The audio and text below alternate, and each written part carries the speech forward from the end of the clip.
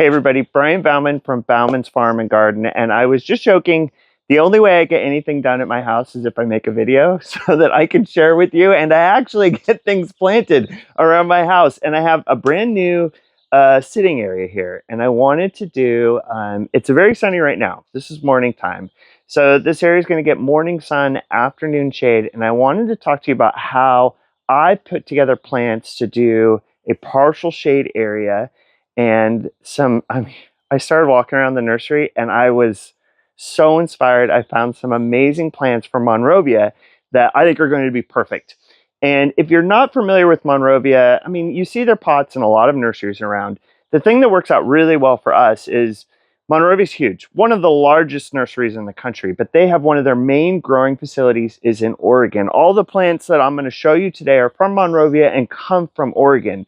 We're located just north of Salem on the I-5 corridor in Oregon. Monrovia is just a hop, skip, and away from us. So I know all these plants are already temperate, ready to go into my garden. When we bring up plants, they have another growing facility down in California. And I always like to let people know when I'm bringing things up that just came from California, especially early in the season, because sometimes it takes them a little while to get acclimated and used to our temperatures in Oregon. So when you go into a nursery, you see Monrovia, sometimes it's really nice to ask them where it came from. That will kind of give you a hint on how they're going to do in your area, and maybe if you need to be careful at nighttime temperatures. The nice thing is all these came from Oregon, and come in here. All right. When I'm going to make a flower bed, I look for something that's going to inspire me.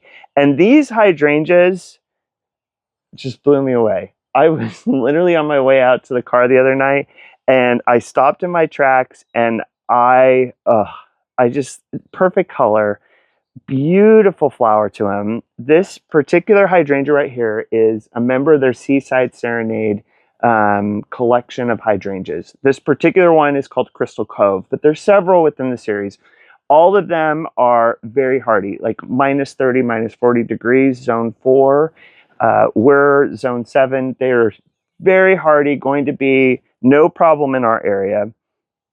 This particular variety is a lace cap hydrangea, which means when it blooms, you have kind of the, almost looks like smaller buds on the inside, and then you get the larger blooms around the outside. And I think that the particular thing about this hydrangea that makes it so pretty is the kind of frilly edges to the flowers. And on the outside of the flower has just a beautiful kind of deeper tone to the color. If your soil is more alkaline, it would be more pink.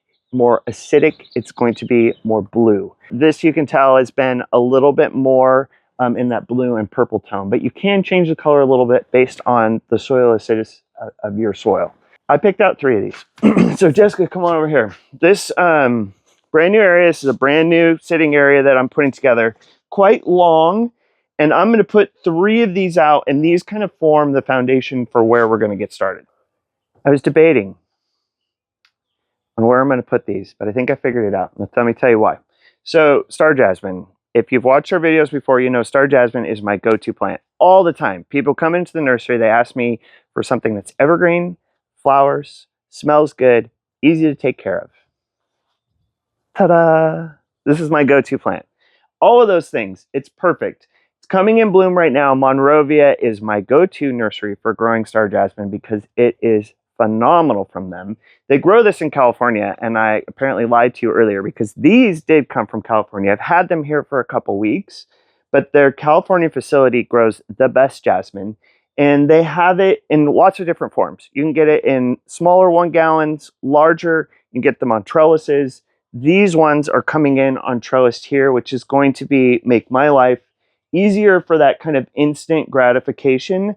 And they've already kind of got these started climbing up. These are going to look great year round. They're going to bloom in the summertime. They have a nice fragrance. So when you're sitting out here, you're going to enjoy it. And if you look over here, I thought about putting them up through the middle here because I think that would look really nice. But I think this wall is just calling for some sort of garden art or something, maybe even a thermometer or a clock or something out here in the sitting area. So I think if I put the jasmine up here, it's going to fill in this whole area, which would mean that's gone. putting them on either side here, and I can continue the trellises all the way up either side, and I think it'll look really good that way. So, problem solved. One of my favorite grasses. This is Japanese forest grass. Hakuna Kloa is another name for it. There are different types. There's one that's called all gold that's not going to have the green stripe. This particular one, let me get the name right, is the golden Japanese forest grass. This is Aureola.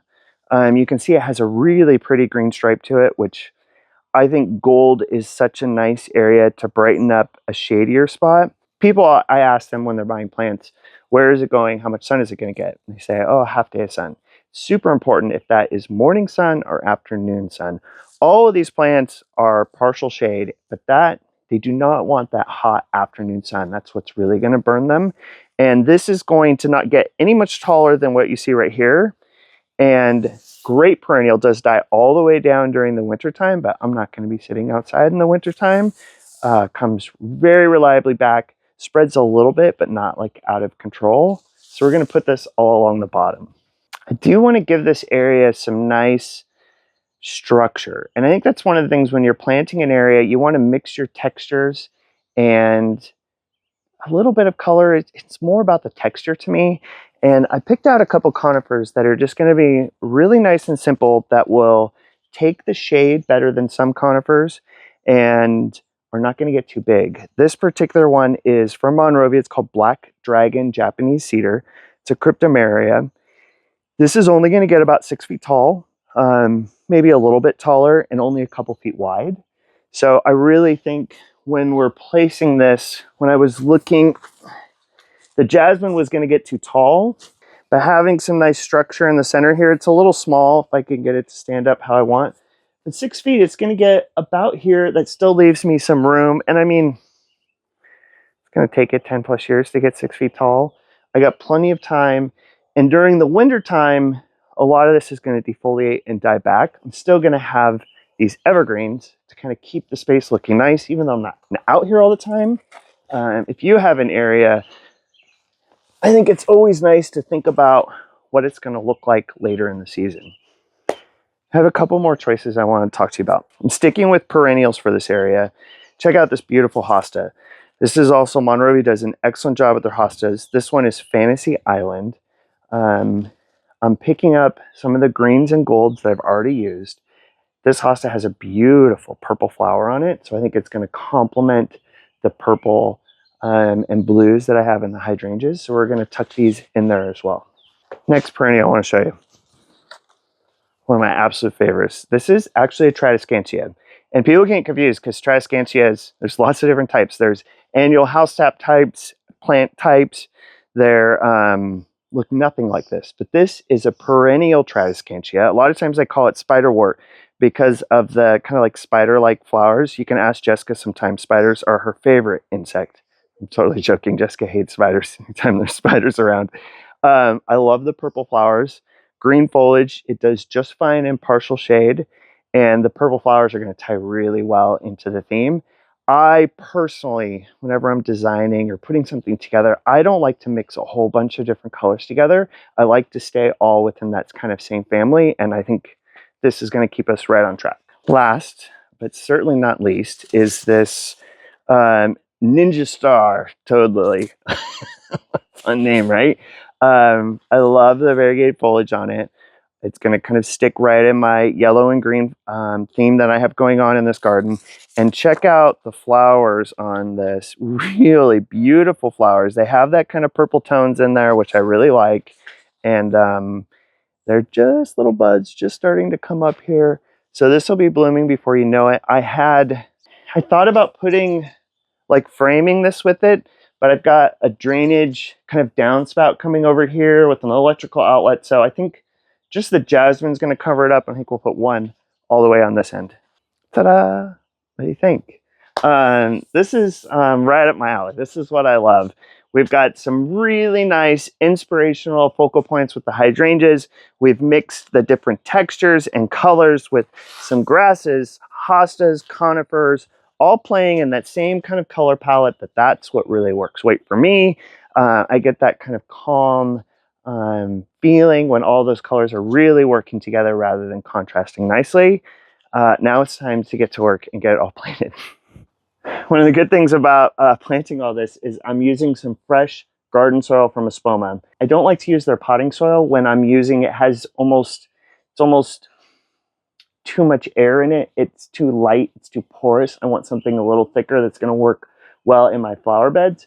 So potting soil, they're all-purpose potting soil. I mean, you could use it here, wouldn't be fine, but I like to use that for my pots, and I use their garden soil for mixing in with the fresh beds, and it's nice and light and easy to work with.